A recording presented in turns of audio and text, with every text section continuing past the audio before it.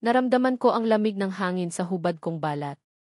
Bumaling ako sa gilid at doon ko nakita ang isang damit na nakasabit sa upuan. Hindi ko matandaan kung paano ako napadpad dito o kung sino ang kasama ko kagabi. Tanging sakit sa ulo at malalim na pagkabigo ang bumabalot sa akin. Bumangon ako mula sa magulong kama, ang kumot ay halos nakakalat sa sahig. Nanginginig ang mga kamay ko habang sinusuot ang gusot kong dress, ang bawat galaw ay parang pinaparusahan ako ng aking katawan. Ang silid ay maluwag at marangya, hindi ang maliit kong dormitoryo. Walang tao, walang bakas. Isang malaking gulo sa loob ko ang nagtatanong, ano ang nangyari? Ilang linggo lang matapos ang gabing iyon, nalaman ko ang katotohanan. Isang katotohanang sumampal sa akin ng malakas, nagdadalang tao ako. 4 na linggo. Ang diploma ko, ang pangarap kong makatulong sa pamilya, lahat ng iyon ay naglaho sa isang iglap. Sinalubong ako ng malamig na pagtanggi mula sa sarili kong pamilya. Anong kahihiyan ito, Aramae, sigaw ni Papa, ang bawat salita ay parang suntok sa puso ko. Pinalaki ka namin ng maayos, tapos ganito lang ang isusukli mo. Wala akong nagawa kundi umiyak habang unti-unting lumabo ang pag-asa ko. 8 taon na ang lumipas mula noon. 8 taon ng paglaban, pagtitiis at higit sa lahat, pagmamahal. Ang Starlight Club, ang gabing iyon, ay naging malabong bangungot na sinubukan kong ibaon sa limot. Ngayon, ang buhay ko ay umiikot sa 4 na anghel na nagbigay kulay sa mundo ko, sina Angel, Bea, Kaloy at Dan. Ang aking mga anak, aking mga quadruplets. Mama, gutom na po si Bea, sigaw ni Angel, na mainunal sa ilalim ng mata, ang pinakapresko sa kanilang lahat. Nga po, Mama. Pansit Canton po please, dugtong ni Dan, ang tahimik at mahiyain kong anak. Umiti ako kahit pagod ang katawan. Sige, sige, mga anak. Maghintay lang kayo. Ang aming munting tahanan sa baryo Sampaguita ay simple lang, pero puno ng tawanan at pagmamahalan. Ang aming maliit na sari-sari store ang pinagkukunan namin ng kita, sapat lang para makaraos. Si Dolly, ang matalik kong kaibigan, ang aking sandigan. Siya ang pamilya ko ngayon. Ara, kumusta na si Kaloy? Tanong ni Dolly, ang kanyang mukha ay puno ng pag-aalala. Nakasandal siya sa pintuan ng kusina habang naghahanda ako ng kape. Bumuntong hininga ako. Ganun pa rin, Dol. Mataas pa rin ang lagnat. Hindi ko na alam ang gagawin ko. Si Kaloy, ang pinakamahinahon sa aming magkakapatid, ay madalas sakitin. Ngayon, iba. May kakaiba sa mga mata niya, sa kulay ng kanyang balat. Parang may pumipiga sa puso ko sa tuwing nakikita ko siyang humihina. Kinabukasan, lumala ang lagnat ni Kaloy. Nagsimula ng manghina ang bata at ang labi niya ay unti-unting namumutla. Nagulantang ako nang makita ko ang mga ugat niya na tila naninigas at ang paghinga niya ay hirap na hirap. Dolly! Si Kaloy, sigaw ko, ang boses ko ay halos nawawala sa takot. Mabilis kaming nagtungo sa Hope Haven Hospital, ang pinakamalapit na ospital na kaya namin. Habang nasa emergency room, nanginginig ang mga kamay ko. Niyakap ko ang 3 kong anak na takot din. Lumabas ang doktor na may seryosong mukha. Aramae Santos, tanong niya. Ako po, Dos. Kumusta po ang anak ko, halos bulong ko. Kailangan niya ng agaran na pagsasalin ng dugo, ma'am. Napakababa ng platelet count niya. Mayroon siyang isang bihirang kondisyon sa dugo at kailangan namin ng donor na tugma sa dugo niya. Mahalaga ang bawat oras. Naramdaman ko ang paglamig ng buong katawan ko. Pagsasalin ng dugo. Bihirang kondisyon. Wala akong pera para sa ganito kalaking gastusin. Gusto kong sumigaw, umiyak at magalit sa mundo. Bakit ang anak ko pa? Dosi, wala po akong pera, bulong ko, ang luha ay nagsimula ng umagos sa mga mata ko. Pero kailangan ko siyang mabuhay. Gawin niyo po ang lahat, please. Tumango ang doktor na tila may awa sa mukha. Naintindihan ko, ma'am. Ginagawa namin ang lahat. May nag-volunteer ng mag-donate ng dugo at nagkataon namang tugma ang dugo niya sa anak niyo. Nakaramdam ako ng bahagyang pag-asa, halo ng pagkalito. Sino? Sino ang tutulong sa isang estranghero tulad ko? Sino po, Dulcie, tanong ko. Umiti ng tipid ang doktor. Isang lalaki. Nagkataon lang siyang narito sa ospital para sa annual check-up niya. Mukhang may kailangan din siyang makita rito. Bumukas ang pintuan ng emergency room. Pumasok ang isang matangkad na figura, ang kanyang tindig ay puno ng otoridad at kaseryosohan. Nakasuot siya ng isang mamahaling suit at ang kanyang mukha ay seryoso, malamig. Hindi ko makita ng malinaw ang kanyang mukha, ngunit may kakaiba sa presensya niya. Parang pamilyar. Parang pamilyar sa isang malalim na bangungot. Naglakad siya papalapit at ang bawat hakbang niya ay parang tunog ng martilyo sa puso ko. Siya po ang donor, sabi ng doktor. Adrian Alonzo. Biglang bumilis ang tibok ng puso ko. Adrian Alonzo. Ang pangalang iyon.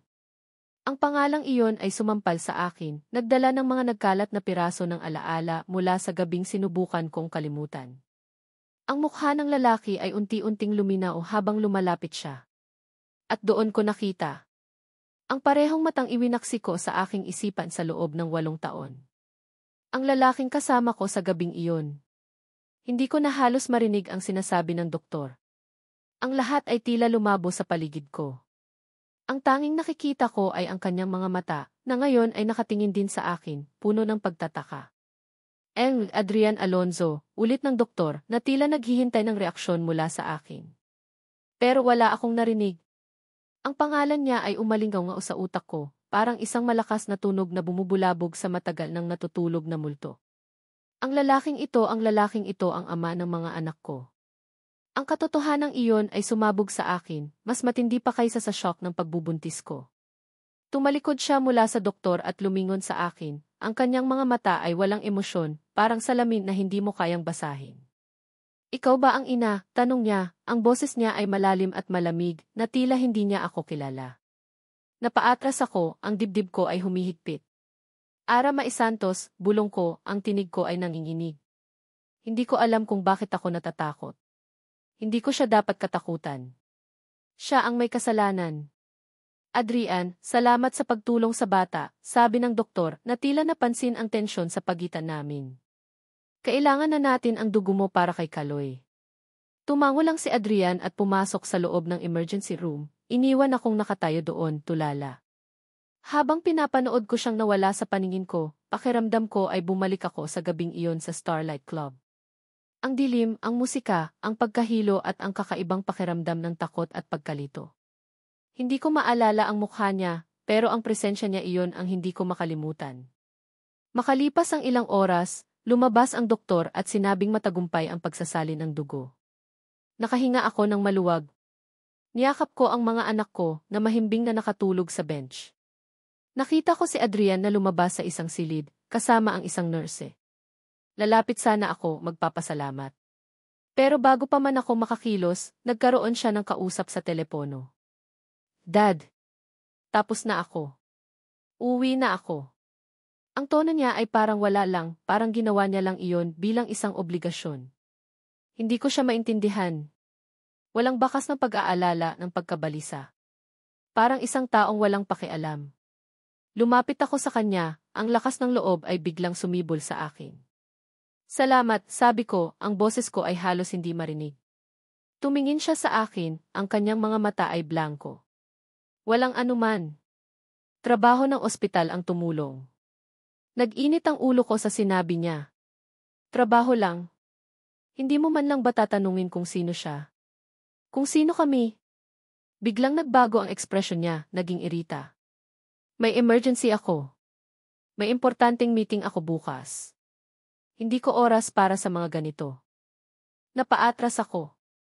Hindi ako makapaniwala sa narinig ko. Hindi mo oras? Alonzo, ang batang iyon ang anak mo. Ang anak natin. Nagulat siya sa sinabi ko, pero mabilis niyang nabawi ang sarili. Ngumiti siya ng mapait. Kita mo na. Ito ang dahilan kung bakit ayoko ng ganito. Nagpadala ka ba sa akin ng scam? Hindi ko maalala ang gabing iyon at sigurado akong hindi ako basta-basta magkakaroon ng anak sa isang taong hindi ko naman kilala. Sinalubong ko ang bawat salita niya ng galit. Ang mga luha na kanina ipinipigilan ko ay unti-unting kumawala. Hindi ako scammer. Hindi ko rin gugustuhing makita kang muli. Pero ang mga anak ko, sila ang buhay ko. At hindi mo pwedeng sabihin na hindi mo sila anak. Mabilis siyang umalis, iniwan akong nakatulala sa gitna ng pasilyo ng ospital. Ang init ng dugo ko ay umakyat sa ulo. Paano niya magagawa iyon? Paano niya maipagkakaila ang sarili niyang dugo? Nang gabing iyon, habang mahimbing na natutulog ang mga anak ko sa maliit naming bahay, nakaupo ako sa sala kasama si Dolly. Kinuwento ko sa kanya ang lahat, ang paglabas ni Adrian Alonzo, ang pagiging ama niya sa mga bata, at ang pagtanggi niya. Alam ko, Dol. Ang sama ko. Dapat matagal ko nang sinabi sa kanya. Pero sino ba ako para lapitan siya? Isa siyang Alonzo, at ako si Arama ng baryo Sampaguita. Niyakap ako ni Dolly. Huwag kang magsalita ng ganyan, Ara. Walang kasalanan ang anak mo.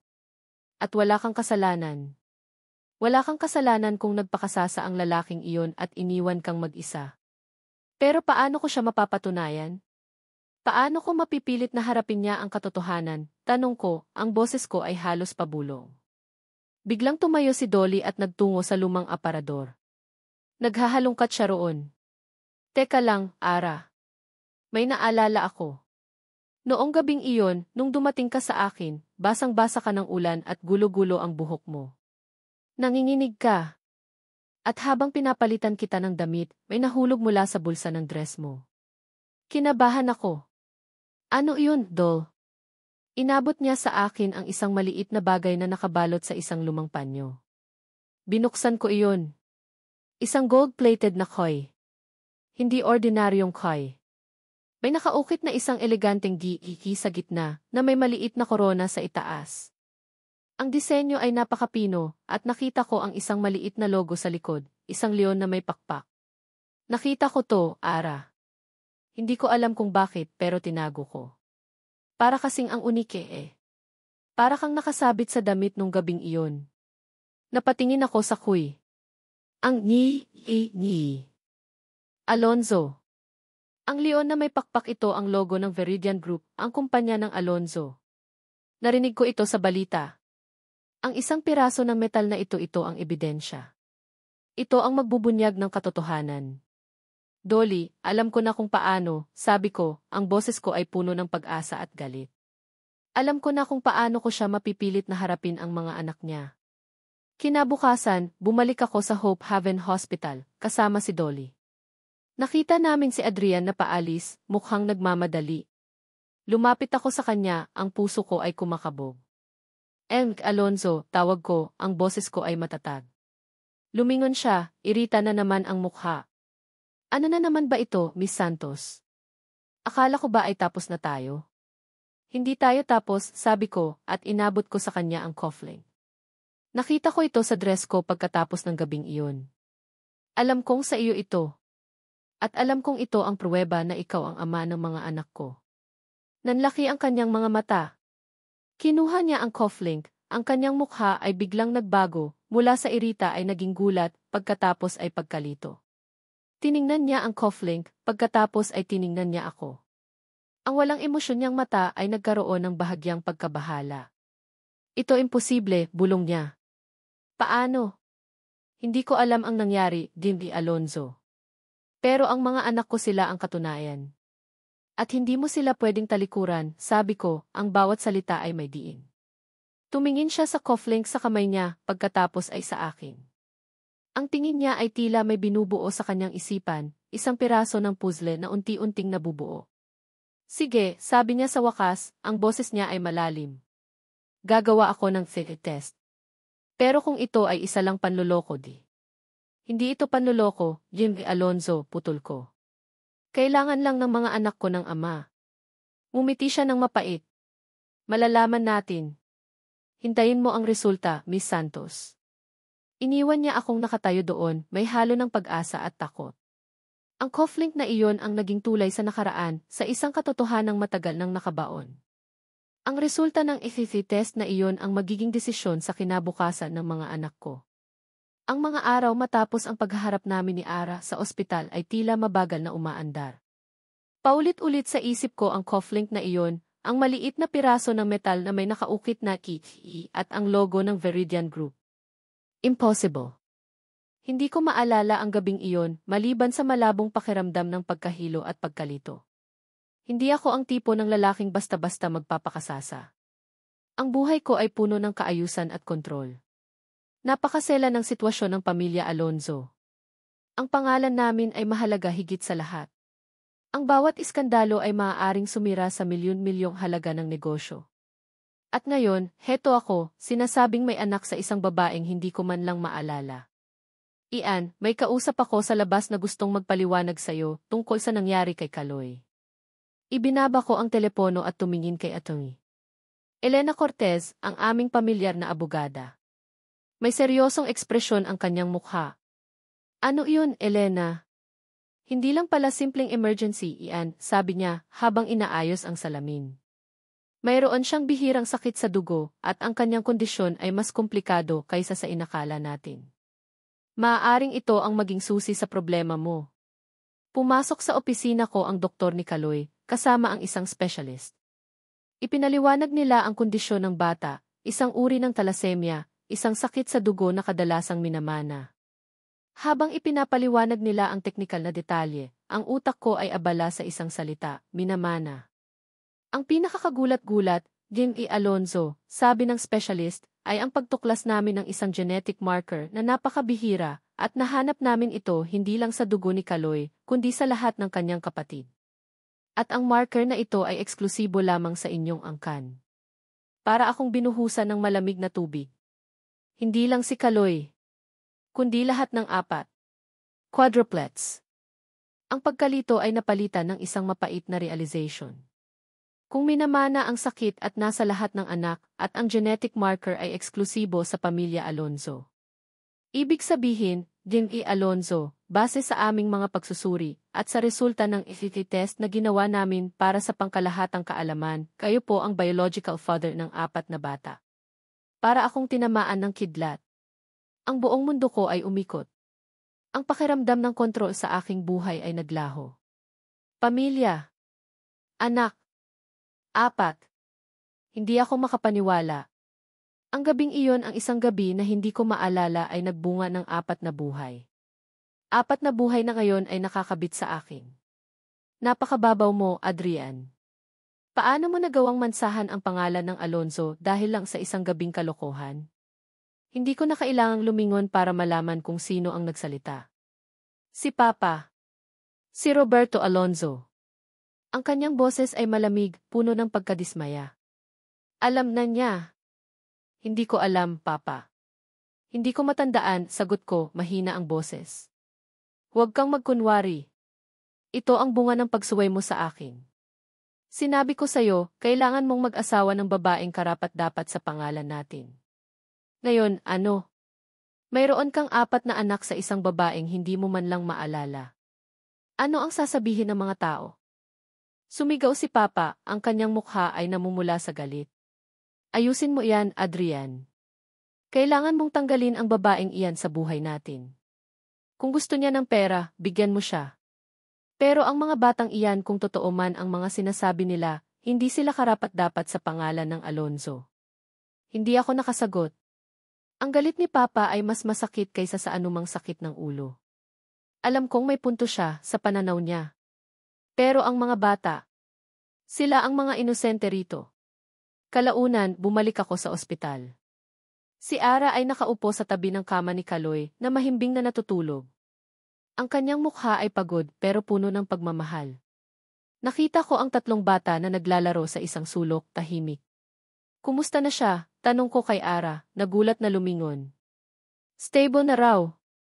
Salamat sa dugo mo, sabi niya, ang boses niya ay walang emosyon. Ako ang ama, sabi ko, diretso. Napatunayan ng test. At ng sakit niya. Walang reaksyon si Ara. Tiningnan lang niya ako, ang kanyang mga mata ay parang balon na puno ng hinanakit. Anong gusto mong gawin ko? Tanong niya. Dahil sa'yo, nawala ang pamilya ko. Ngayon, lumabas ka, gusto mo kaming burahin na lang? Hindi. Hindi ko sila buburahin, sabi ko, ang boses ko ay biglang naging matatag. Responsibilidad ko sila. At gagawin ko ang nararapat. Naglakad ako papalapit sa kama ni Kaloy. Ang maliit niyang kamay ay nakahawak sa kumot. Ang kanyang balat ay maputla, pero may kulay na ang kanyang mga labi. Tiningnan ko ang maliliit niyang daliri, ang kanyang mahabang pilikmata. Para akong tinamaan ng isang matinding realizations. Ito ang anak ko. Ang dugo ko. Napatingin ako sa kanya, at doon, sa gitna ng sakit at pagkalito, may kakaibang emosyon na biglang sumulpot sa akin. Hindi ko ito naramdaman kailanman. Isang koneksyon. Isang responsibilidad. Isang pagmamahal na bigla na lang sumulpot. Hindi ako makapaniwala. Ako, si Adrian Alonzo, ang lalaking walang pakialam sa emosyon, ay biglang nakaramdam ng isang bagay na mas malalim kaysa sa anumang negosyo o responsibilidad. Ang mga batang ito. Sila ang mga anak ko. Maya-maya, nagising si Kaloy. Bumulong siya, Mama Di. Andito si Mama, anak, sagot ni Ara, habang hinahaplos ang noo ng bata. May kasama po siya, sabi ni Kaloy at tiningnan ako. Ang mga mata niya ay inosente, walang bahid ng paghuhusga. Hindi ako nakasagot. Nakita ko ang pagtataka sa mukha ni Ara. Biglang bumukas ang pinto ng kwarto. Sumulpot si Dave Roberto Alonzo, ang kanyang mukha ay galit na galit. Tumingin siya sa akin, pagkatapos ay kay Ara at sa mga bata. Ang kanyang mga mata ay puno ng paghamak. Adrian, ano nang ginagawa mo rito? At anong ibig sabihin nito? Tanong niya, ang kanyang boses ay puno ng pagbabanta. Nanginginig ako. Alam kong ito na. Ang aming labanan. Adrian, anong ibig sabihin nito? Malamig ang boses ni Papa, pero ang mga mata niya ay nagbabaga. Nakatingin siya sa akin, pagkatapos ay lumipat ang tingin niya kay Ara, at sa mga bata na ngayon ay gising na at nagtataka sa presensya niya. Ang hangin sa silid ay tila bumigat, na puno ng tensyon. Sila po ang mga anak ko, Papa, sagot ko, matigas ang boses. Ito ang unang pagkakataon na sinabi ko ito ng direkta sa kanya.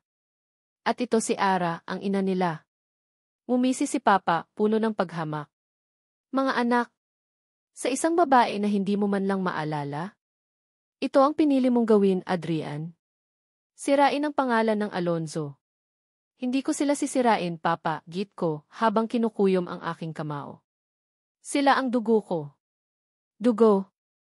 Ang dugo na iyan ay mansa sa ating pamilya. Hindi ko hahayaan na masira ang lahat ng itinayo ko dahil lang sa isang pagkakamali mo. Sumigaw si Papa, halos mapunit ang kanyang boses. Pumasok si Atty. Elena Cortez sa silid, kalmado pero may pahiwatig ng pag-aalala sa kanyang mukha. M.E. Alonzo, sabi niya kay Papa, may mas mahusay tayong paraan para ayusin ito.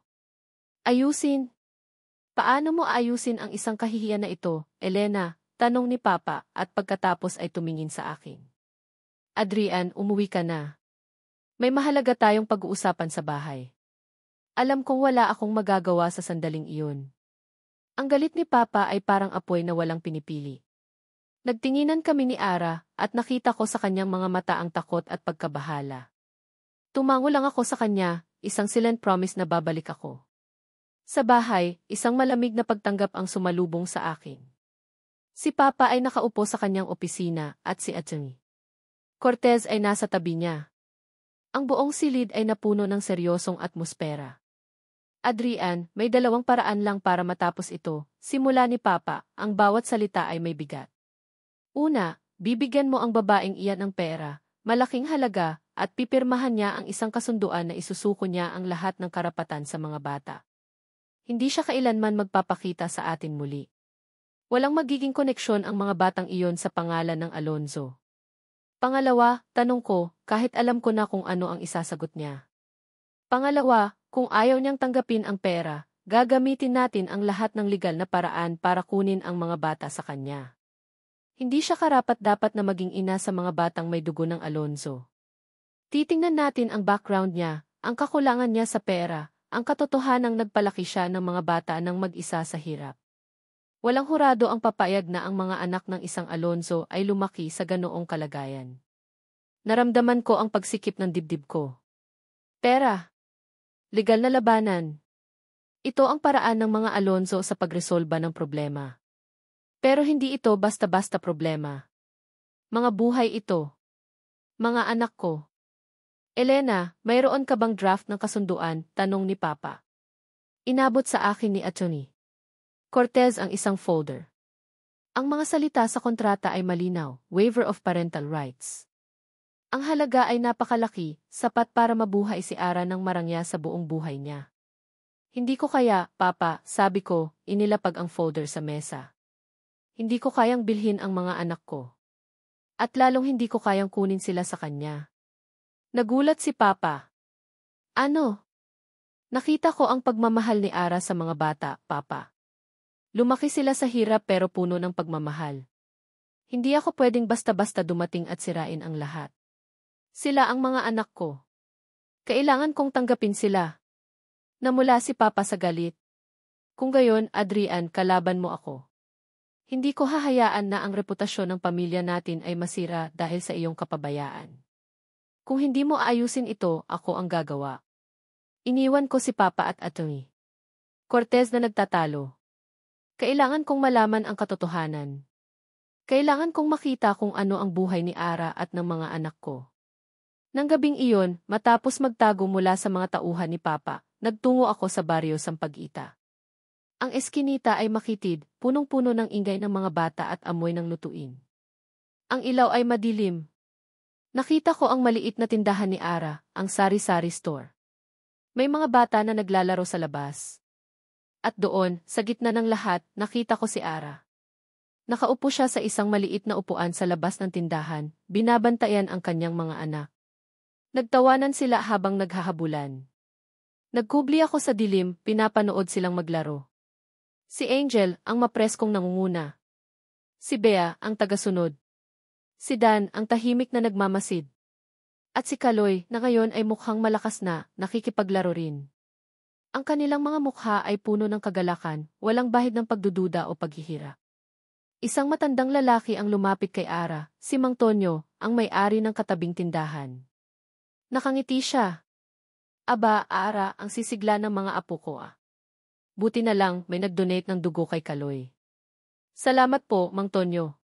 Kung hindi po dahil sa kanya, hindi ko po alam kung ano na ang nangyari kay Kaloy, sagot ni Ara.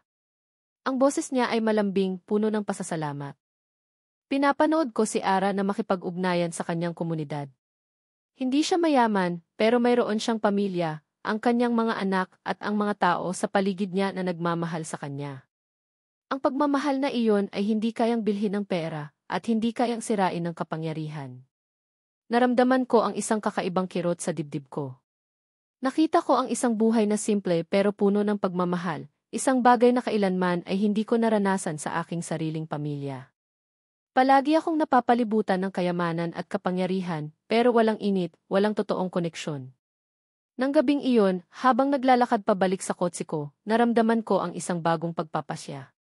Hindi ko hahayaan na masira ni Papa ang buhay na ito. Hindi ko hahayaan na mawala sa akin ang mga anak ko. Kailangan kong labanan siya. Para kay Kaloy, para sa lahat ng mga anak ko, at para kay Ara. Pagdating ko sa opisina ko kinabukasan, tumawag ako sa aking personal na abogado, hindi ang abogado ng pamilya. Gusto ko pong ipa-investigate ang background ni Ara Maisantos. Lahat ng detalye. At gusto ko rin pong ipaalam na maghahanda tayo ng lahat ng legal na dokumento para sa karapatan ng isang ama sa kanyang mga anak. Handa akong lumaban para sa kanila. Nagulat ang abogado ko. Alonzo, sigurado po ba kayo? Alam niyo po ang magiging reaksyon ng inyong ama. Alam ko, sabi ko, ang boses ko ay matatag. At handa akong harapin iyon. Habang iniisip ko ang mga bata at si Ara, isang desisyon ang aking nabuo. Hindi ko nahahayaan na si Papa ang magdikta sa buhay ko. Hindi ko nahahayaan na mawala ang mga anak ko. Maya-maya, tumunog ang telepono ko. Si Atty. Elena Cortez. Alonzo, mayroon kaming natagpo ang impormasyon na maaaring magpabago ng lahat. Isang punto sa background ni Miss Santos na maaaring magpawalang bisa sa kanyang karapatan sa pagiging ina. Ang kanyang boses ay puno ng tagumpay. Mukhang mas madali natin itong matatapos kaysa sa inakala natin. Ang pagtawag ni Atty. Elena Cortez ang nagpabalik sa akin sa realidad. Isang puntong kahinaan sa aking nakaraan. Ang pagiging ina na nag-iisa sa gitna ng kahirapan. Hindi ito ang unang pagkakataon na sinubukang gamitin ang sitwasyon ko laban sa akin. Matagal na akong sanay sa paghusga ng lipunan, pero ibang klase ito. Hindi lang ako ang apektado, kundi ang mga anak ko. Kinabukasan, pagkatapos kong ihatid ang mga bata sa paaralan, bumalik ako sa aming maliit na sari-sari store. Nakita ko nakausap ni Dolly ang isang kapitbahay, at nang makita ako, agad siyang tumakbo papalapit. Ara, may bisita ka. Isang abogado raw, bulong ni Dolly, ang kanyang mukha ay puno ng pag-aalala. Kinabahan ako. Alam ko na. Si Attorney Elena Cortez. Pinilit kong magpakatatag at pumasok sa loob. Nakaupo siya sa aming maliit na mesa, ang kanyang mukha ay walang emosyon, ang kanyang mga mata ay matalim. Sa kanyang kamay ay may hawak siyang isang makapal na folder. Magandang umaga, Miss Santos, simula niya, ang kanyang boses ay malumanay, pero puno ng pagbabanta. Ako si Attorney Elena Cortez, abogado ng pamilya Alonzo. Umupo ako sa tapat niya, pinipilit na hindi manginig. Alam ko po. Ano po ang kailangan niyo? Diretsahan na tayo, Miss Santos. Nalaman namin ang tungkol sa iyong sitwasyon. Ang iyong pagbubuntis sa labas ng kasal, ang pagtanggi ng iyong pamilya, at ang kawalan mo ng permanenteng trabaho. Ang lahat ng ito ay naglalagay sa peligro ng kapakanan ng mga bata. Napakuyom ang kamao ko. Nagpapakasakit po ako para sa mga anak ko. Hindi po sila nagugutom at puno po sila ng pagmamahal. Ang kapakanan po nila ang inuuna ko. Talaga lang ba? Ang pagpapalaki sa kanila sa isang barong-barong, ang pagtitiis sa hirap, ang pagdepende sa maliit na sari-sari store. Tingin mo ba ay sapat iyan para sa mga anak ng isang Adrian Alonzo? Inilapag niya ang isang dokumento sa mesa.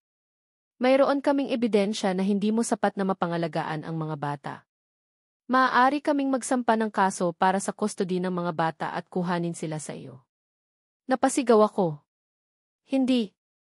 Hindi niyo pwedeng gawin yan. Sila ang buhay ko.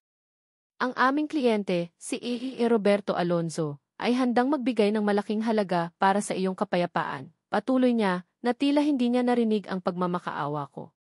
Sapat para makapagsimula ka ng bagong buhay, malayo sa kanila. Iiwan mo lang ang mga bata sa kustodya ng pamilya Alonzo, at sila na ang bahala sa lahat ng pangangailangan nila. Umiling ako, ang luha ay nagsisimula ng umagos sa aking mga mata. Hinding-hindi ko gagawin yan. Mamatay muna ako bago ko ipagkanulo ang mga anak ko.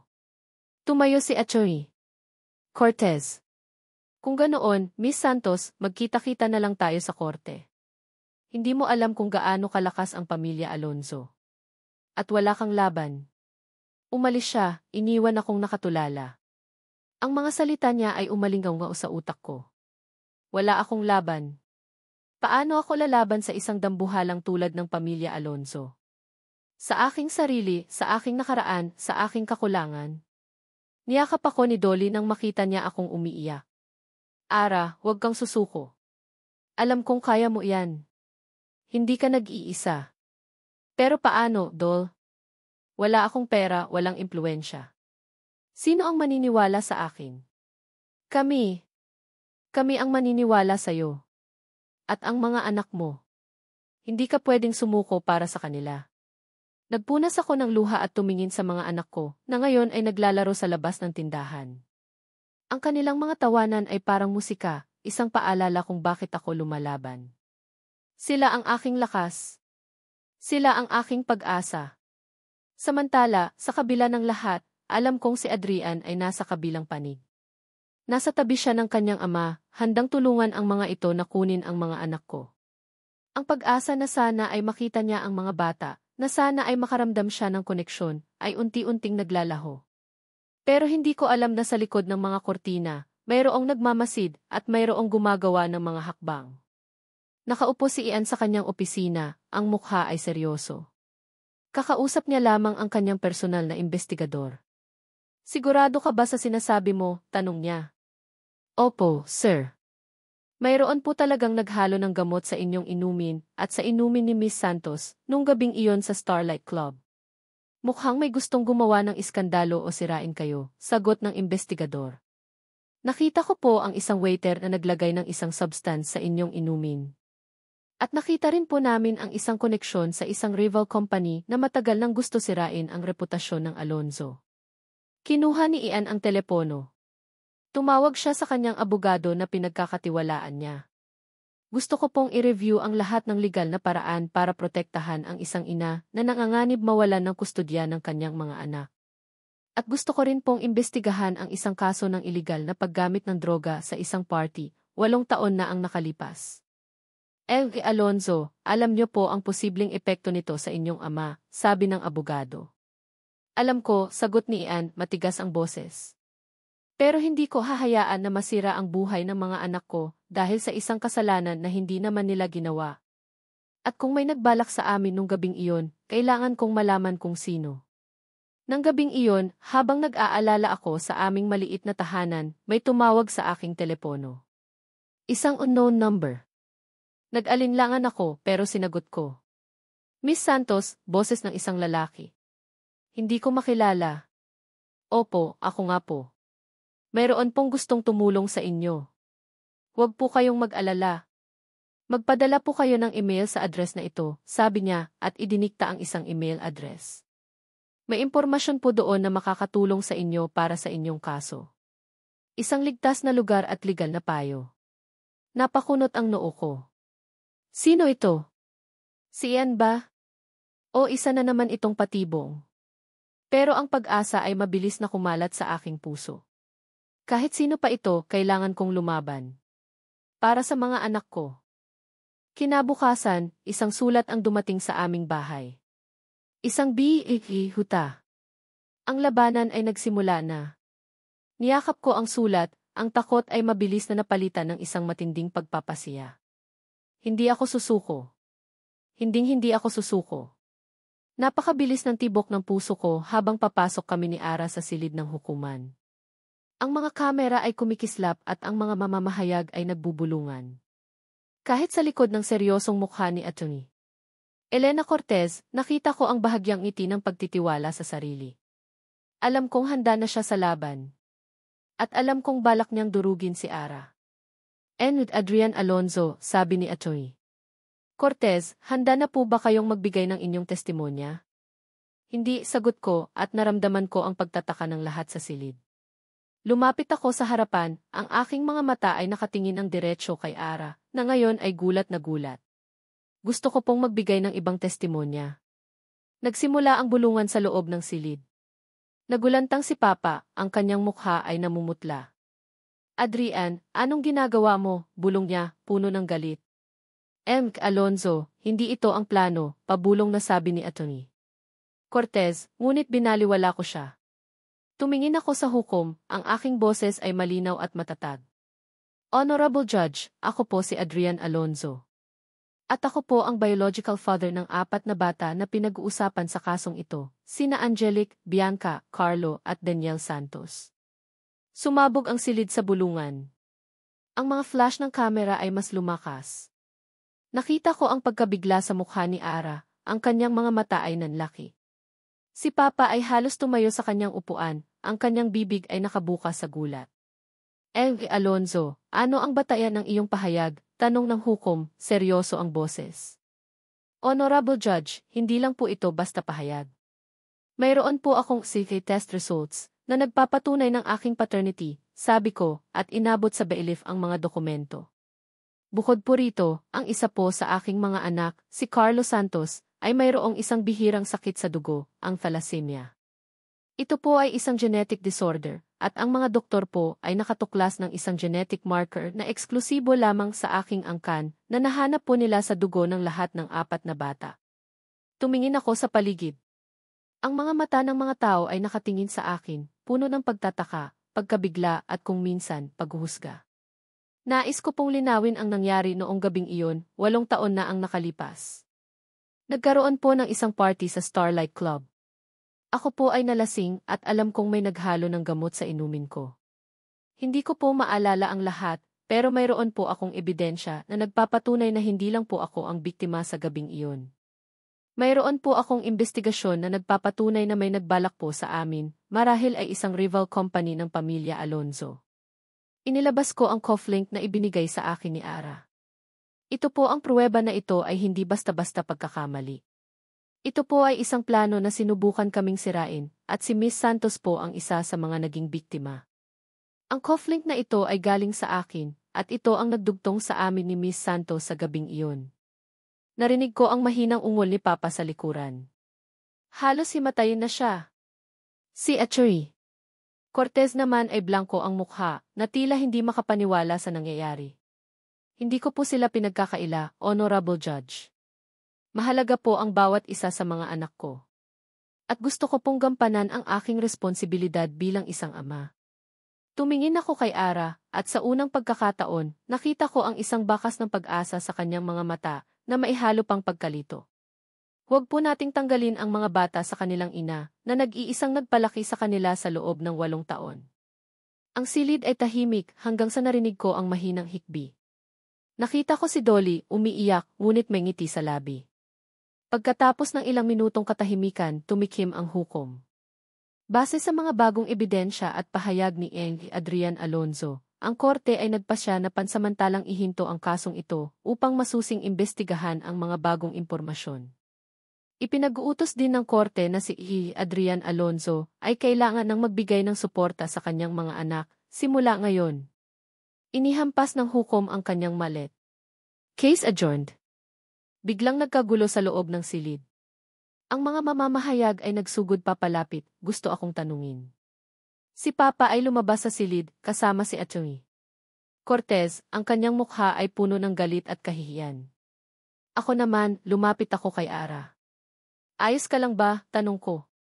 Tumingin siya sa akin, ang kanyang mga mata ay puno pa rin ng luha.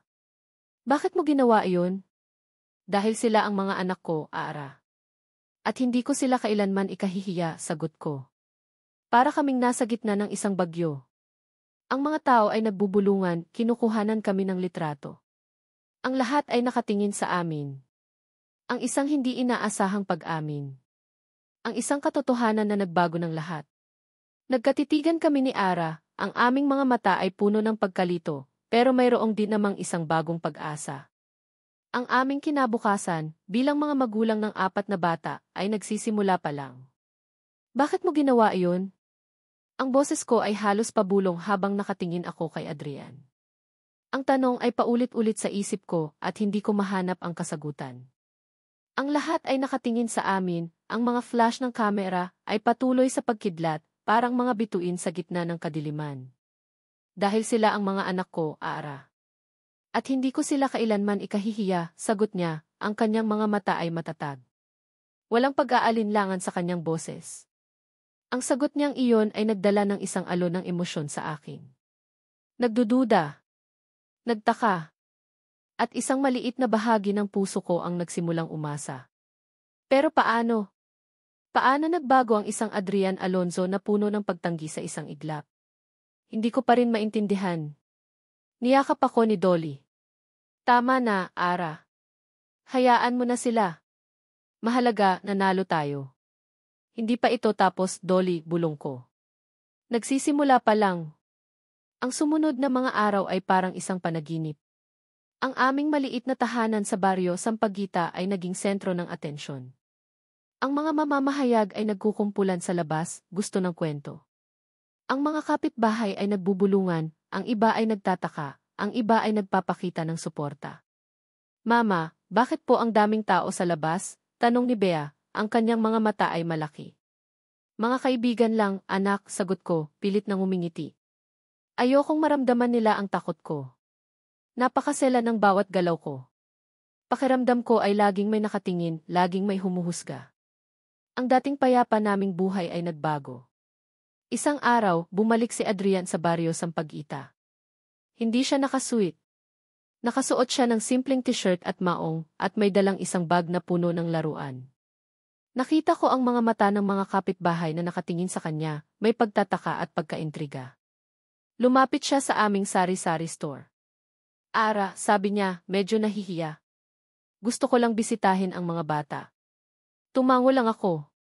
Pasok ka. Pumasok siya sa loob at doon niya nakita ang 4 na bata na naglalaro ng block. Si Angel, Bea, Dan at Kaloy. Ang kanilang mga mata ay nanlaki nang makita nila siya. Sino po kayo? Tanong ni Angel, ang kanyang pagiging prangka ay nakapagpatawa kay Adrian. Lumuhod si Adrian sa kanilang harapan, ang kanyang mukha ay may ngiti. Isang ngiti na hindi ko kailanman nakita. Ako ang papa nyo, sabi niya, mahina ang boses.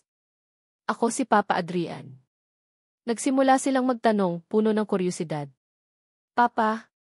May papa na po kami, tanong ni Bea, na tila hindi makapaniwala. Pinanood ko si Adrian habang sinasagot niya ang mga tanong nila. May pagkabunganga pa siya, hindi sanay sa mga bata. Pero ang bawat galaw niya ay puno ng pag-iingat at pagmamahal. Nakita ko ang isang bahagi ni Adrian na kailanman ay hindi ko inakala na mayroon siya. Isang Adrian na hindi lang puro negosyo at kapangyarihan. Nang gabing iyon, matapos matulog ang mga bata, naupo kami ni Adrian sa labas ng tindahan. Ang hangin ay malamig at ang mga bituin ay kumikislap sa langit. Salamat, sabi ko, sa ginawa mo sa korte. Tumingin siya sa akin. Responsibilidad ko sila, Ara. Sila ang mga anak ko. Alam ko. Pero hindi mo kailangang gawin yon. Alam kong galit ang papa mo. Bumuntong hininga siya. Galit nga. Pero mas galit ako sa sarili ko. 8 taon. 8 taon na lumaki ang mga anak ko na walang ama. Hindi ko nahahayaan na mangyari pa yun. Naramdaman ko ang kakaibang init sa dibdib ko. Hindi ko pa rin siya pinagkakatiwalaan ng buo. Ang nakaraan ay masyadong masakit. Pero mayroon siyang puntos. Kailangan nating pag-usapan ang hinaharap, Ara, sabi niya. Lalo na sa kondisyon ni Kaloy. Kailangan niya ng mas mahusay na pangangalaga. At ang inyong seguridad.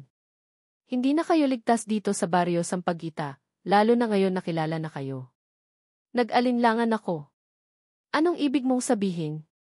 Kailangan ninyong lumipat. Gusto kong maglaan ng isang apartment para sa inyo.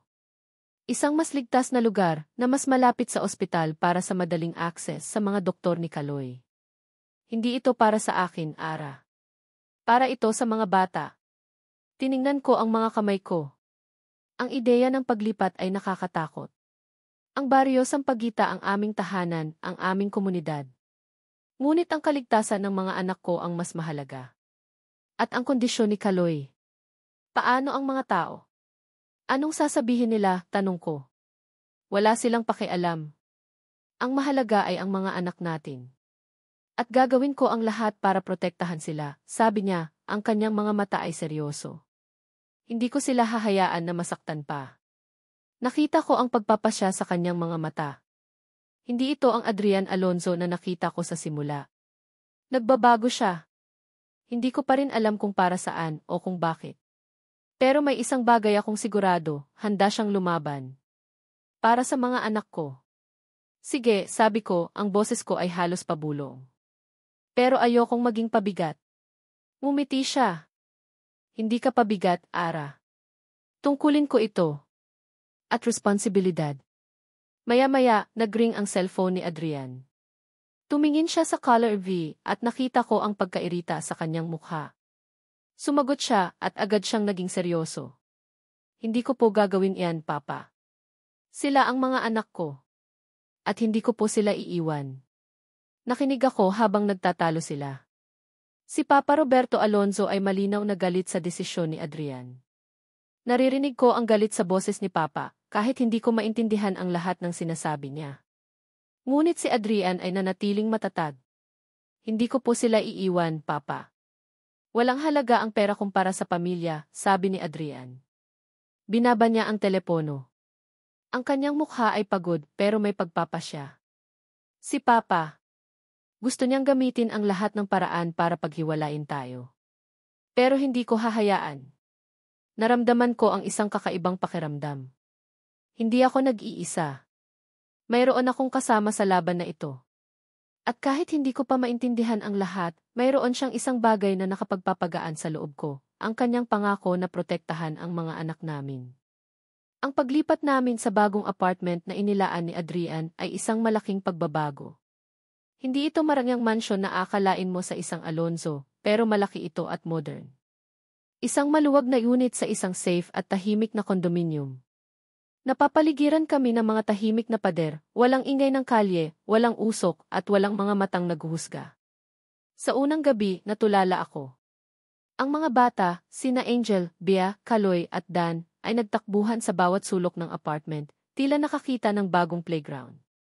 Tumalon-talon sila sa malalambot na sofa at naglaro ng hide and seek sa mga silid. Napangiti ako nang makita ang kanilang kagalakan, ngunit may bahagi pa rin sa akin ang nakakaramdam ng pagkailang. Hindi ito ang mundo ko. Maganda rito, Mama, sigaw ni Dan habang sumisilip mula sa likod ng kurtina. Napo. Para tayong nasa hotel, dagdag ni Angel. Mas gusto ko po ang bahay natin dati, bulong ni Bea, na nakayakap sa akin. Naunawaan ko siya. Ang sari-sari store, ang mga kapitbahay, ang mga pamilyar na amoy at tunog, iyon ang aming tahanan. Dumating si Adrian kinabukasan, may dalang mga groceries at ilang laruan. Nakasuot pa rin siya ng casual na damit at mukhang mas komportable na siya ngayon sa harap ng mga bata. Ngunit sa tuwing magkakatinginan kami, mayroon pa ring awkwardness. Kumusta ang unang gabi? Tanong niya habang inilalapag ang mga pinamili sa kusina. Ayos lang, sagot ko, medyo pabulong. Nagsimula ang Kiko parenting namin sa ilalim ng iisang bubong at puno ito ng mga variations. Si Adrian, na sanay sa pagiging isang ay natural na kontrolado at organisado. Ako naman, sanay sa pagiging praktikal at may tiwala sa aking sariling paraan. Isang gabi, habang inihahanda ko ang hapunan, nakita ko si Adrian na sinubukan tulungan si Angel sa kanyang homework. Hindi siya sanay. Hindi ganyan ang ginagawa, Angel, sabi niya, habang pinipilit na ituro ang tamang sagot sa matematika. Kailangan mo munang i-divide ang numerong ito. Pero Papa, sabi po ni Mama, kailangan ko po munang i-subtract, sagot ni Angel, na may pagtataka sa mukha. Nagkatinginan kami ni Adrian. Hindi ko napigilan ang ngiti ko. Adrian, mas madaling intindihin ng mga bata kung ganito ang gagawin mo, sabi ko, at ipinakita sa kanya ang aking paraan. Napabuntong hininga siya. Okay, sige. Ikaw ang bahala. Marami pa ring pagkakaiba sa amin. Sa pagkain, sa pagtuturo, sa simpleng pagpapalaki ng mga bata. Ngunit sa bawat variation, natututo kami sa isa't isa. Si Adrian ay nagsisimulang maging mas pasensyoso, at ako naman ay nagsisimulang maging mas bukas sa iba pang pamamaraan. Ang mga bata ang aming tulay. Sa tuwing magkakaroon kami ng argumento, ang kanilang inosenteng mga tanong o simpleng tawanan ay nakakapagpatahimik sa amin. Isang hapon, nakita ko si Adrian na tahimik na nakaupo sa tabi ng kama ni Kaloy, habang mahimbing na natutulog ang bata. Hinawakan niya ang maliit na kamay ni Kaloy, at nakita ko ang isang bakas ng pag-aalala sa kanyang mukha. Ang ganitong mga sandali ay nakakapagpiba sa akin. Ipinapakita niya ang pagmamahal, kahit paunti-unti. Napakaswerte niya sa'yo, Ara, bulong niya, na tila may malalim na iniisip. Ang hirap magpalaki ng 4 na bata. Lalo na't mag-isa. Ginawa ko lang ang nararapat, sagot ko. Hindi, Ara. Higit pa sa nararapat ang ginawa mo. Hindi ko alam kung kaya ko iyan. Nakatingin kami sa isa't isa, at sa unang pagkakataon, naramdaman ko ang isang koneksyon. Hindi ang init ng romansa, kundi ang pag-unawa. Ang pag-unawa sa hirap ng pagiging magulang. Isang gabi, matapos matulog ang lahat, tumawag ako kay Dolly. Dol, alam mo, hindi ko pa rin maintindihan si Adrian. Minsan, parang wala siyang pakialam. Pero minsan, nakikita ko ang isang bagay sa mga mata niya na hindi ko maintindihan. Parang nagbabago siya. Natural lang yan, Ara, sagot ni Dolly. Biglaan din ang lahat para sa kanya. Kailangan lang niya ng panahon. Pero sa tingin ko, mahal niya ang mga anak mo. At mahalaga yun. Pero paano kung bumalik ang papa niya? Paano kung kunin na naman niya ang lahat sa amin? Tanong ko, ang takot ay bumabalik. Huwag kang mag-alala, Ara. Magtiwala ka. Hindi ka na nag-iisa. Sana nga, bulong ko. Pagkatapos ng tawag, narinig ko ang mahinang tunog mula sa sala. Sumilip ako at nakita ko si Adrian na nakaupo sa dilim, nakatingin sa labas ng bintana. May hawak siyang isang litrato. Lumapit ako ng tahimik. Ang litrato ay luma, faded na. Isang batang lalaki na nakangiti at sa tabi niya ay isang matandang lalaki na nakasuot ng uniforme, mukhang sundalo. Si Papa ko yan, sabi niya, napansin ang presensya ko. Dati, para siyang isang bayani sa akin. Ngayon iba na. Anong ibig mong sabihin, tanong ko. Ang buhay ko, Ara, ay palaging idinidikta ni Papa. Ang aking kurso sa kolehiyo, ang aking trabaho, ang aking mga desisyon. Laging may plano. At ngayon, kasama ka, kasama ang mga bata para akong nakahinga. Para akong may sariling pagpapasya sa buhay ko sa unang pagkakataon. Hindi ko alam ang sasabihin ko. Ang kanyang mga salita ay nagbukas ng isang bagong bintana sa kanyang pagkatao. Hindi ko alam kung bakit ako ganito, Ara, patuloy niya, pero mula nang makita ko ang mga bata, lalo na si Kaloy, mayroon akong nararamdaman na hindi ko maipaliwanag. Hindi lang responsibilidad. Higit pa doon. Siguro, iyan ang pagmamahal ng isang ama, bulong ko. Tiningnan niya ako, ang kanyang mga mata ay nagtagpo sa akin. Sa sandaling iyon, ang aking pagdududa ay bahagyang nawala. Biglang tumunog ang doorbell. Napatingin kami ni Adrian sa isa't isa. Sino ang dadalaw sa ganitong oras? Kakaiba. Hindi naman si Dolly. Tumayo si Adrian at nagtungo sa pinto. Binuksan niya.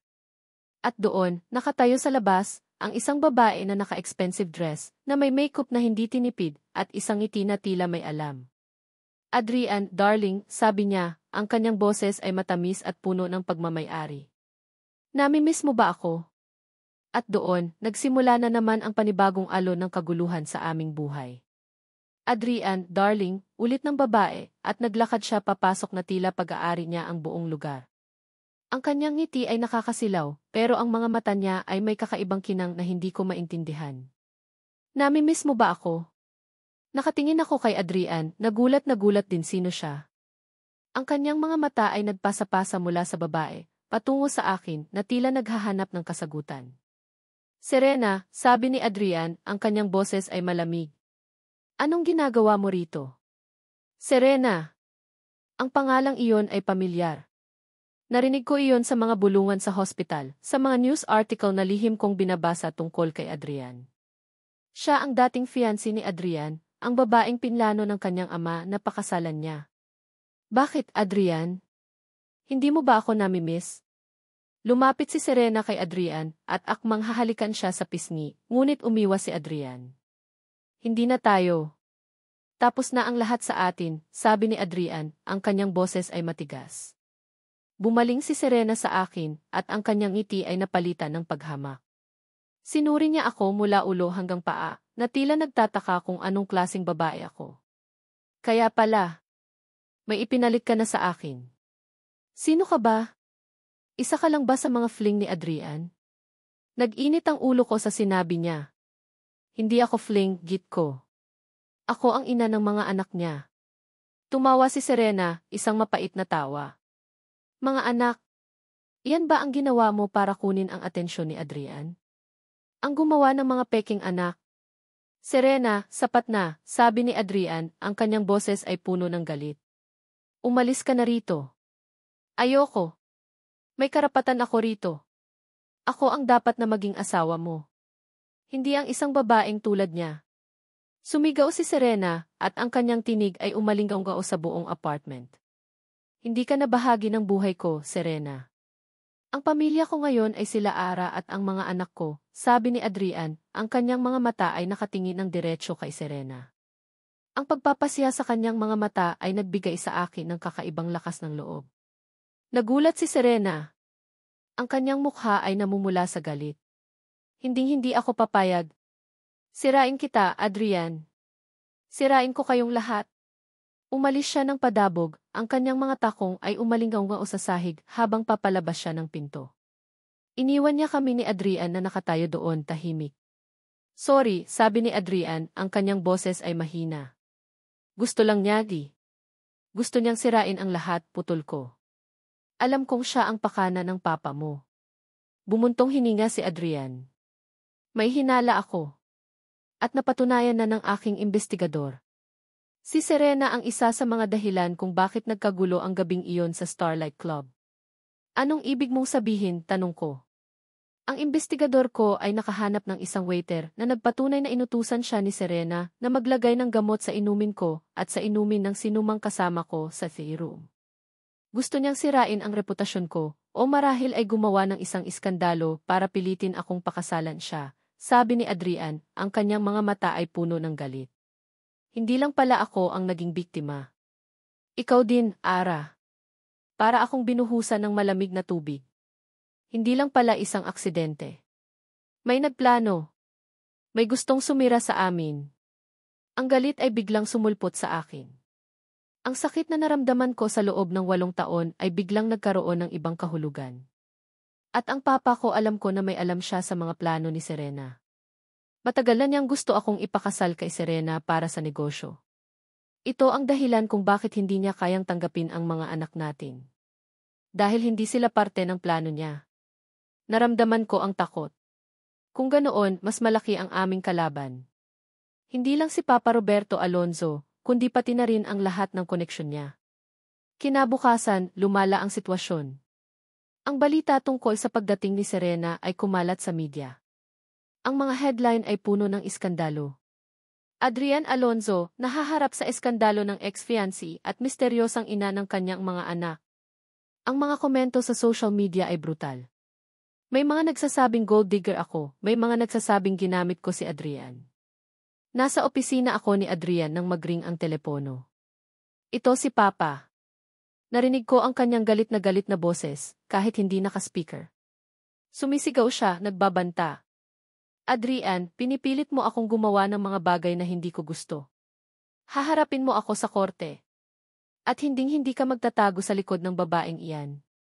Pipili ka, Adrian. Ang pamilya Alonzo o ang babae at ang kanyang mga anak.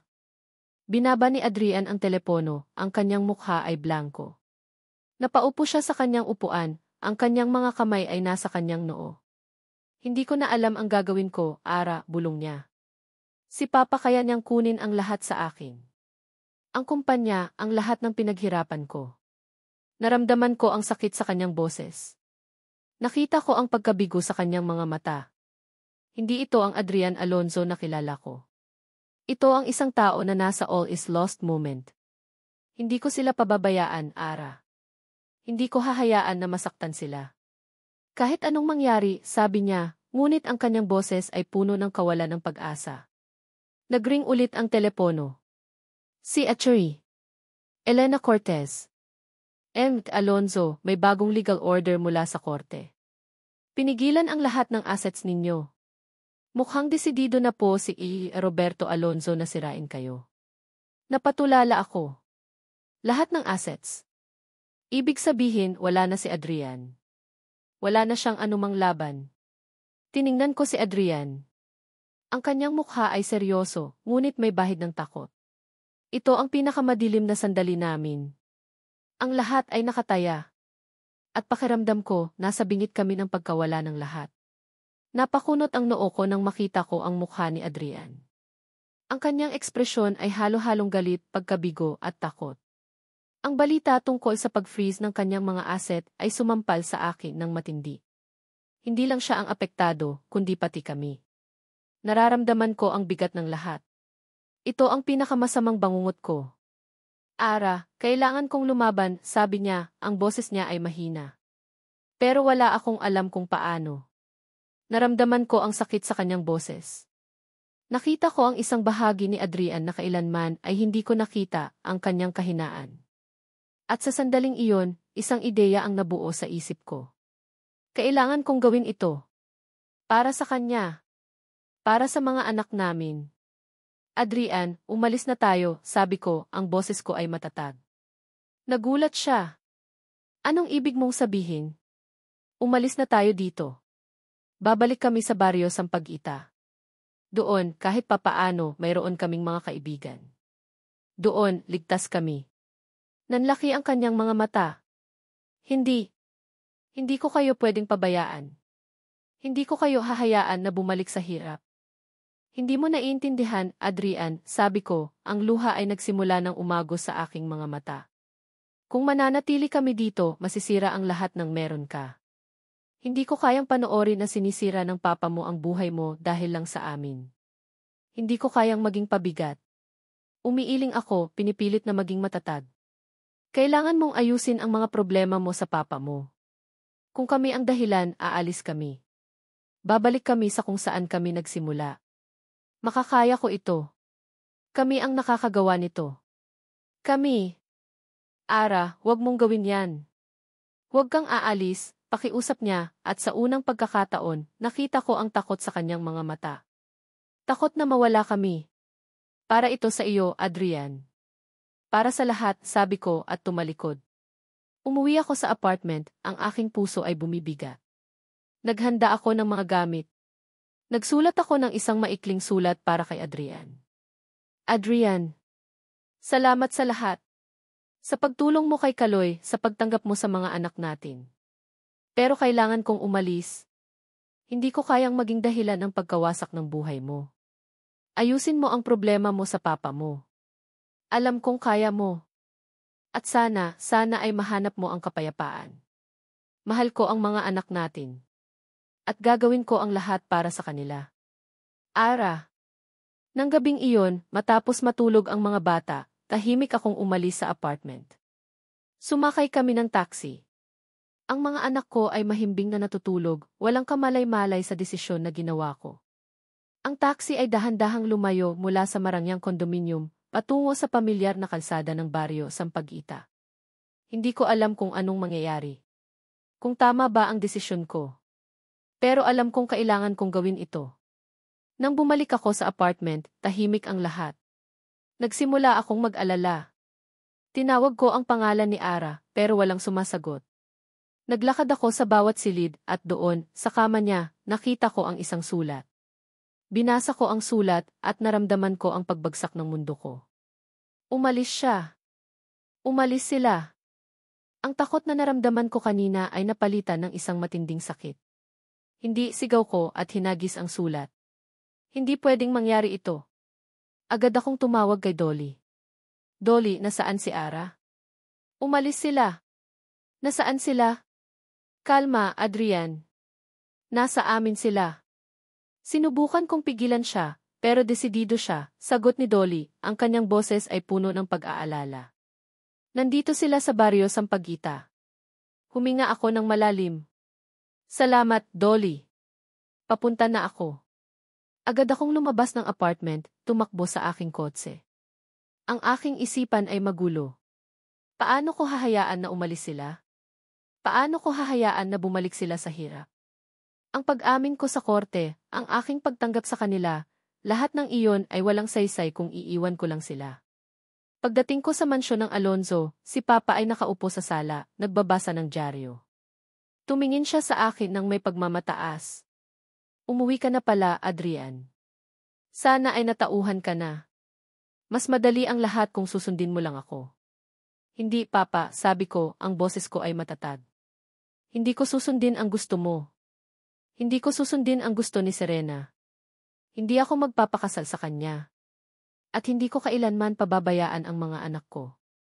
Napatayo si Papa. Anong sinasabi mo? Ito ang lahat ng impormasyon tungkol sa Starlight Club. Ang pagpaplano ni Serena na sirain ako, sirain si Ara. Ginawa niya ito para pilitin akong pakasalan siya, sabi ko, at inihagis ang folder sa mesa. Alam kong may alam ka dito, Papa. Ginawa mo ito para masiguro ang kasal namin. Para sa negosyo. Pero hindi mo ito magagawa sa akin. At lalong hindi mo ito magagawa sa mga anak ko. Namula si Papa sa galit. Kalokohan. Sino ang maniniwala sa iyo? Marami. Mayroon akong mga ebidensya. At handa akong ilabas ang lahat sa publiko. Lahat ng baho ng pamilya Alonzo ay lalabas. Lahat ng pagpaplano mo, Papa. Kung sisirain mo ako, sisirain ko rin ang lahat. Nagulat si Papa. Hindi niya inasahan ang ganitong reaksyon mula sa akin. Nakita ko ang takot sa kanyang mga mata. Ito ang unang pagkakataon na nakita ko siyang matakot. Hindi ko ito ginawa para sa pera, Papa. Ginawa ko ito para sa pamilya. Para sa mga anak ko, sabi ko, ang aking boses ay puno ng emosyon. At hindi ko sila iiwan. Hindi ko sila susukuan. Tumalikod ako at lumabas ng mansyon. Alam kong mahaba pa ang laban. Pero ngayon, mayroon akong dahilan para lumaban. Mayroon akong ipinaglalaban. Nagmamadali akong nagmaneho patungong baryo Sampaguita. Ang aking puso ay kumakabog. Kailangan kong makita si Ara. Kailangan kong sabihin sa kanya. Nang makarating ako sa maliit na bahay ni Ara, nakita ko siya na nakaupo sa labas, tahimik. Ang mga bata ay mahimbing na natutulog sa loob. Lumapit ako sa kanya at lumuhod sa kanyang harapan. Hinawakan ko ang kanyang mga kamay. Ara, huwag kang umalis. Huwag kang lumayo sa akin. Mahalaga ka sa akin. Mahalaga kayo. Mahal ko kayo. Gulat si Ara. Ang kanyang mga mata ay nanlaki sa narinig niya. Ang aking mga salita ay totoo mula sa kaibuturan ng aking puso. Ito ang unang pagkakataon na sinabi ko ito. Ang unang pagkakataon na pinayagan kong lumabas ang tunay kong damdamin. Adrian. Bulong niya. Hindi ko kayo iiwan, Ara. Hindi ko kayo papabayaan. Tayo ay isang pamilya. At handa akong labanan ang lahat para sa atin, sabi ko, at niyakap ko siya ng mahigpit. Hindi ko na kayang mawala pa kayo. Niyakap niya ako pabalik, ang kanyang mga hikbi ay naririnig ko. Ito ang aming pangako. Ang aming bagong simula. Ang aming laban. Ang yakap ni Ara ang nagbigay sa akin ng lakas. Ang kanyang mga hikbi sa aking balikat ay parang musika, isang paalala na hindi na ako nag-iisa. Ang desisyon ko ay malinaw, hindi ko sila kailanman iiwan. Kahit ano pa ang mangyari, lalaban ako para sa pamilya ko. Kinabukasan, maaga pa lang ay magkasama na kami ni Ara, naghahanda para sa pinakamahalagang araw ng aming buhay. Ang korte. Ngayon, kami ay magkasama, hindi bilang kalaban, kundi bilang magkasama sa laban na ito. Sigurado ka bang kaya natin to, Adrian? Tanong ni Ara, ang kanyang boses ay puno ng kaba. Hinawakan ko ang kanyang kamay. Kaya natin. Magkasama tayo. Pagdating namin sa korte, nagulat si Papa Roberto Alonzo at Atty. Elena Cortez nang makita kaming magkasama. Ang kanilang mukha ay puno ng pagtataka at galit. Nagbulungan ang mga tao at ang mga kamera ay nagsimulang kumislap. Nagsimula ang paglilitis. Si Atty. Cortez ay naglabas ng mga dokumento, mga larawan ng aming bahay sa baryo Sampaguita, at mga ebidensya inang kakulangan ni Ara. Sinubukan niyang ipinta si Ara bilang isang irresponsableng ina, isang gold digger na sinasamantala ang sitwasyon. Ang bawat salita niya ay parang panaksak sa puso ko. Honorable Judge, sabi niya, malinaw po na hindi karapat-dapat si Miss Santos na magpalaki ng mga anak na may dugong Alonzo. Kulang po siya sa kakayahan, sa pinansyal na aspeto, at sa moral na aspeto. Naramdaman ko ang paglamig ng kamay ni Ara. Ngunit hinigpitan ko ang hawak ko, isang senyales ng suporta. Your Honor, sabi ko, tumayo ako at naglakad patungong witness stand. Nais ko pong magbigay ng testimonya.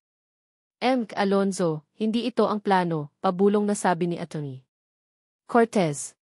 Ngunit binaliwala ko siya. Honorable Judge, simula ko, ang lahat ng sinasabi ni Atty. Cortez ay base sa maling impormasyon at paghuhusga. Totoo po na mahirap ang buhay ni Ara, pero hindi ito nangangahulugang masama siyang ina. Sa katunayan, siya ang pinakamahusay na ina na nakilala ko. Tumingin ako kay Ara at sa mga anak namin na nasa gallery, kasama si Dolly. Ang kanilang mga mata ay nakatingin sa akin, puno ng pag-asa. Ang dahilan po kung bakit kami naririto ngayon ay hindi dahil sa pagkukulang ni Ara, kundi dahil sa isang planadong pangyayari 8 taon na ang nakalipas. Isang pangyayari na sinubukang itago ng aking pamilya at ng isang taong gustong sirain ang buhay ko. Nagulat ang lahat sa korte. Tumingin si Papa sa akin, ang kanyang mukha ay puno ng pagkabigla.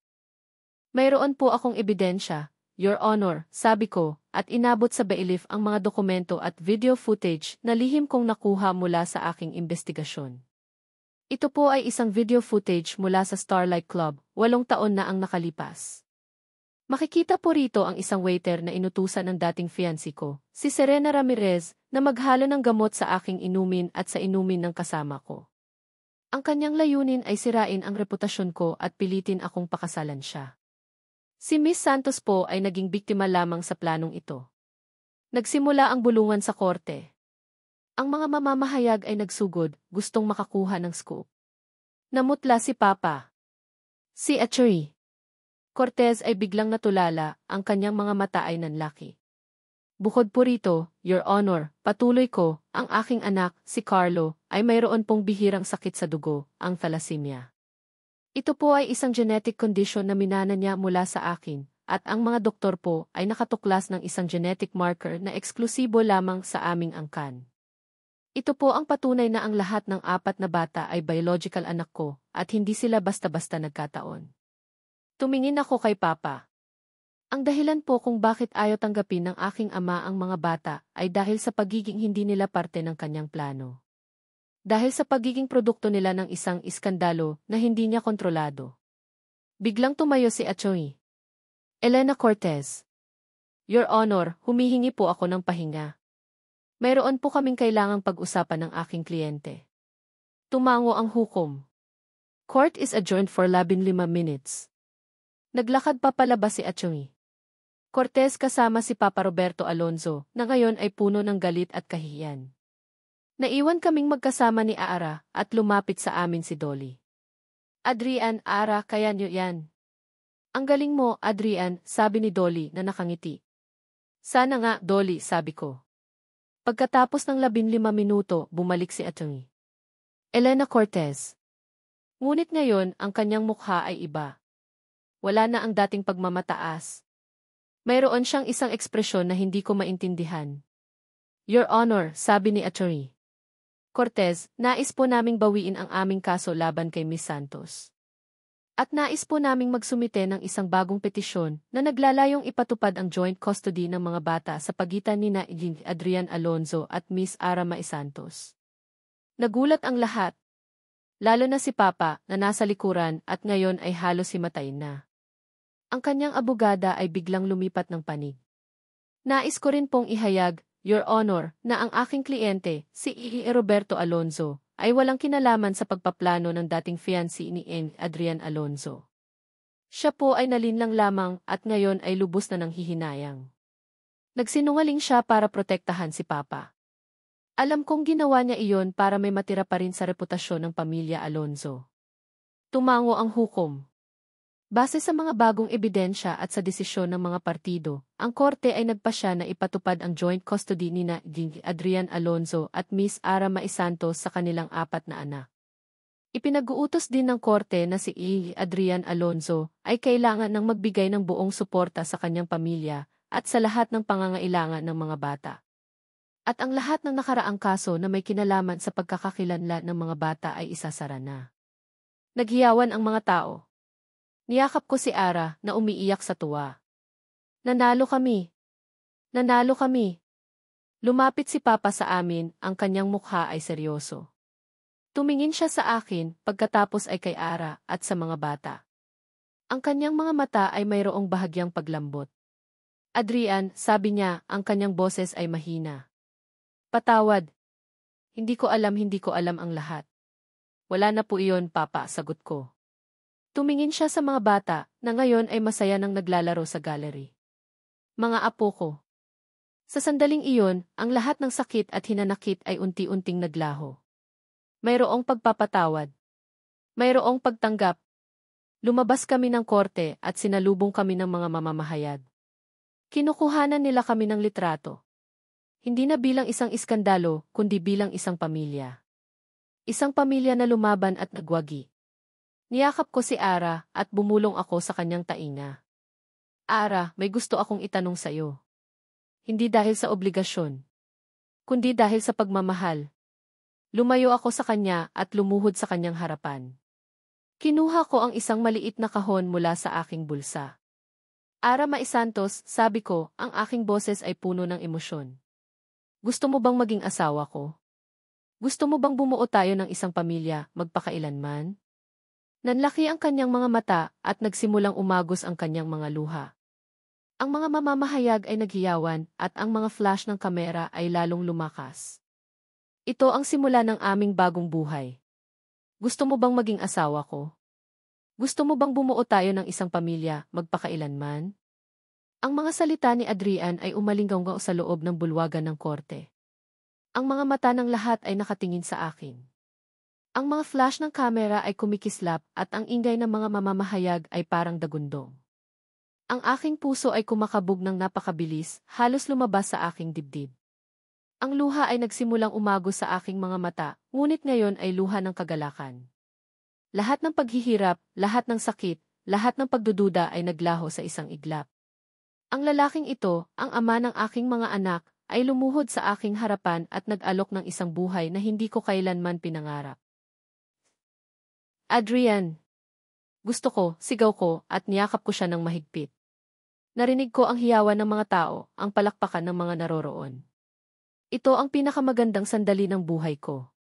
Ang aming kasal ay simple lang pero puno ng pagmamahal. Naganap ito sa isang maliit na simbahan sa baryo Sampaguita, kung saan ako lumaki. Kasama namin si Dolly bilang aking maid of honor, at si Mang Tonyo na naglakad sa akin sa isle. Ang mga anak namin, sina Angel, Bia, Kaloy at Dan, ay ang aming mga little flower girls at ring bearer, na nagbigay kulay sa aming espesyal na araw. Si Adrian ay nakasuot ng isang simpleng barong Tagalog, at ako naman ay nakasuot ng isang simpleng Filipiniana dress. Ang lahat ay simple lang, walang luho, pero ang bawat sulok ay puno ng pagmamahal. Nakita ko si Papa Roberto Alonzo na nakaupo sa likuran, tahimik. Hindi siya gaanong nakikipag-ugnayan, pero ang kanyang presensya ay sapat na. Alam kong isang mahabang proseso pa para tuluyan niya kaming tanggapin, pero ito ay isang simula. Ang buhay naming mag-asawa ay hindi madali. Mayroon pa rin kaming mga pagkakaiba, mga argumento, mga hamon. Ngunit ngayon, mayroon kaming basehan, pagmamahal, paggalang at pag-unawa. Lumipat kami sa isang mas malaking bahay, isang mas pamilyar na setting para sa akin, pero mayroon pa ring espasyo at seguridad na kailangan ng mga bata. Ang bahay ay puno ng tawanan, ingay at kalat, ang magandang kalat ng isang pamilya. Si Adrian ay naging isang kahanga-hangang ama. Nagbasa siya ng mga libro tungkol sa pagiging magulang, sinubukan niyang magluto, at araw-araw niyang inihahatid at sinusundo ang mga bata sa paaralan. Palagi siyang naroon sa mga pagpupulong ng FE at sa mga laro ng mga bata. Si Kaloy, na ngayon ay mas malakas na at mas masigla, ay madalas niyang kalaro. Mama, tingnan mo po si Papa. Nahihirapan po siyang magbuo ng Lego Castle, sigaw ni Angel, habang nagtatawanan silang tatlo. Napangiti ako habang pinapanood ko si Adrian na nakikipagbuno sa mga Lego blocks, ang kanyang mukha ay seryoso. Ang Adrian Alonzo na kilala ko dati ay hindi ko kailanman akalain na makikita kong naglalaro ng Lego. Nagbago siya at nagbago siya para sa amin. Ang pamilya Alonzo ay unti-unting lumambot. Si Papa Roberto Alonzo ay madalas nang dumalaw, dala-dala ang mga regalo para sa mga bata. Nagsimula siyang makipag-ugnayan sa kanila, magbasa ng kwento at magbigay ng mga payo. Hindi pa rin siya ang pinakamainit na lolo, pero mayroon na siyang pagmamahal sa kanyang mga mata. At si Achoy. Elena Cortez. Siya ang naging aming legal counsel at ngayon ay isa na ring kaibigan. Nagsisisi siya sa kanyang mga ginawa at sinubukan niyang bumawi sa pamamagitan ng pagtulong sa aming legal na mga issue. Isang hapon, habang nakaupo kami ni Adrian sa aming veranda, pinapanood ang mga anak namin na naglalaro sa hardin, inilapag niya ang kanyang kamay sa aking mga balikat. Sino nang magsasabi, simula ko, na ang pinakamasakit na simula ay magbibigay ng pinakamagandang wakas? Napangiti siya, ang kanyang mga mata ay nakatingin sa akin. Ikaw lang, Ara. Ikaw lang ang may kayang gawin ang lahat ng ito. Tayo, Adrian, sabi ko, tayo ang may kayang gawin ang lahat ng ito. Mahal kita, Ara May Alonzo, bulong niya at hinalikan niya ako sa noo. Niyakap ko siya ng mahigpit at tiningnan ang aming mga anak na masayang naglalaro. Ang kanilang mga tawanan ay umalinggaw sa hangin, isang paalala ng aming paglalakbay. Mula sa dilim ng pagkalimot, sa gitna ng sakit at pagsubok, nabuo ang aming bahay ng pag-asa. Isang bagong simula, puno ng pagmamahal, pagpapatawad, at ang walang hanggang lakas ng isang pamilya.